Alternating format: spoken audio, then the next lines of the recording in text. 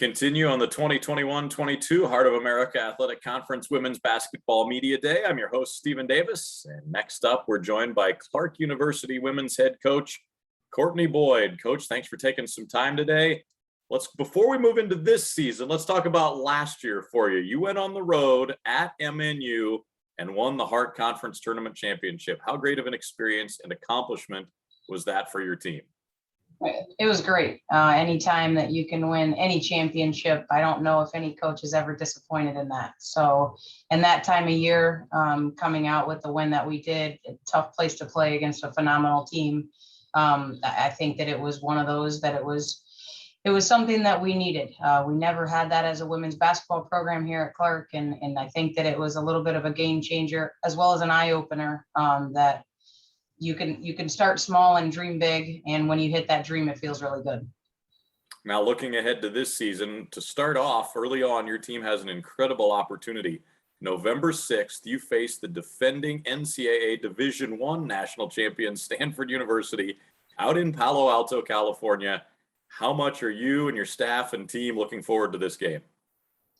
I think we're really looking forward to it in different ways than we are for obviously regular season games. But it's one of those things where the experience is unmatched. We were supposed to play them last season, and COVID kind of took over. We weren't able to travel and do those types of things. So they granted us the same contract for this season. And it's funny because you think as a coaching staff, your kids are realistic sometimes, and then they come up to you and say, so what are the odds we can beat Stanford? And the answer is never.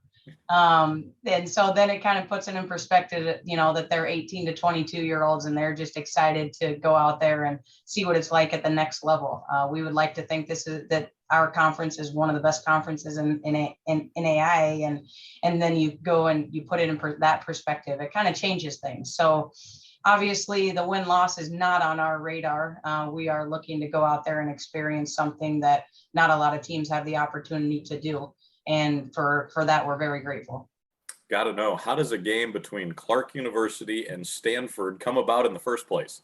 Yeah, good question. We were able to make, I guess, friends, contacts, communication with one of their assistant coaches a couple years ago at recruiting events. And her and I had just kept in contact over the years. How's the season going? Hey, do you have a good sideline out of bounds play? What do you do with a post player that's, undersized or this kind of thing?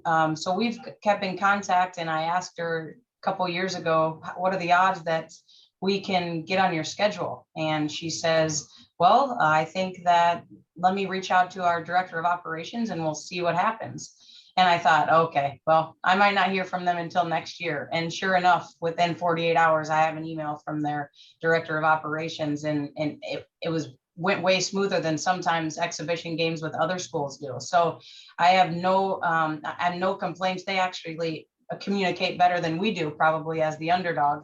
But it was just one of those things. You reach out, and if they tell you no, they tell you no, but you got to take a risk. And we did that, and they were able to find a spot on the schedule for us, not only 1 year, but 2 years in a row with it being canceled. So it just, I guess, luck of the draw. I'm not sure how else to explain it.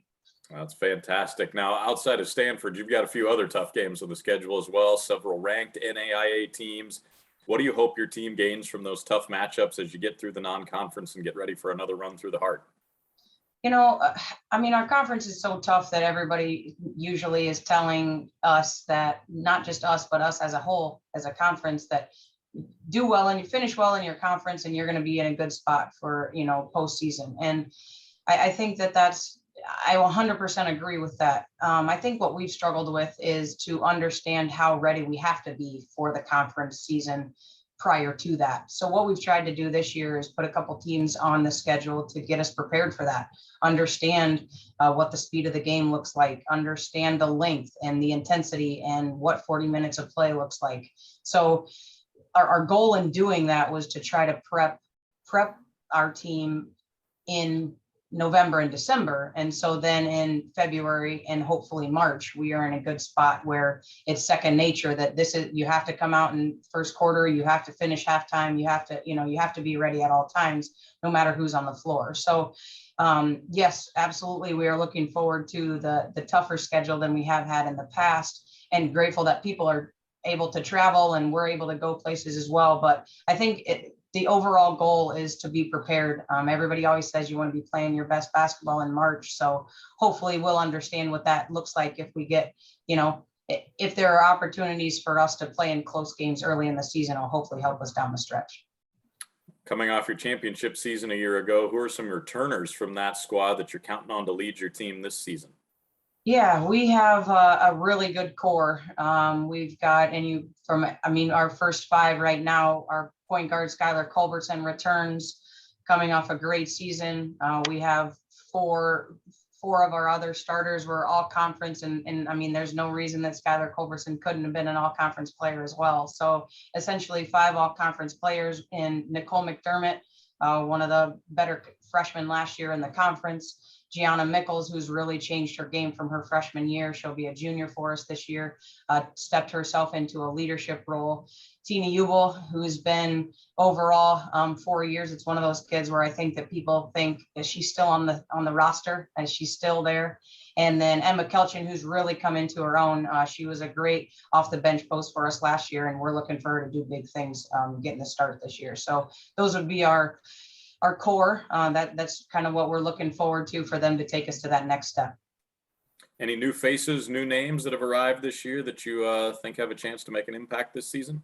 For sure. Everyone else, everybody off of our bench is a new face. It feels like, whether they were on our roster last year and, they were freshmen, so they didn't get as far as minutes played. They're probably still freshmen on the floor for the first couple of games, or just incoming true freshmen.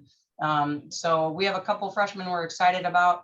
There's no question that they know how to score. We're getting them into the scheme of things defensively for us. So I think with our returning last year's freshmen and sophomores, they're on the bench with us again, coming off the bench, and they understand the expectations, and now they're getting a little taste of it, playing minutes. And then a couple of true freshmen that we're trying to get on board sooner than later with the schedule that we have. So we're excited about the group that we have. Coach, before we finish up, for the folks who haven't been up north, haven't been to Dubuque yet, talk about Clarke as a whole and Dubuque and the area for the folks who haven't been there, haven't seen it, haven't experienced it yet. Yeah, Clarke is an interesting place because we share Dubuque with 3 other schools, 3 other colleges, 2 Division IIIs, and then Emmaus is also a Christian college in town. So there's 4 of us. Sometimes we're all fighting for the same recruits, and other times, we're talking to those locals that we want to make sure that they have a great experience as well. So that makes it very interesting here in Dubuque, but also I would like to say that this is the pretty side of the state. So all of the other schools in Iowa they'll probably kick me for that, but it doesn't necessarily look like Iowa. Of course, we still have the corn, but it's just a great place. It's right on the river.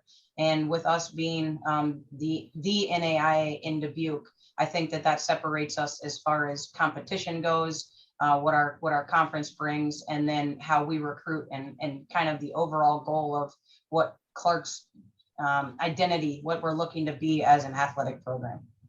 Clarke coach Courtney Boyd with us. Coach, thanks for your time. Good luck this season. Thank you so much.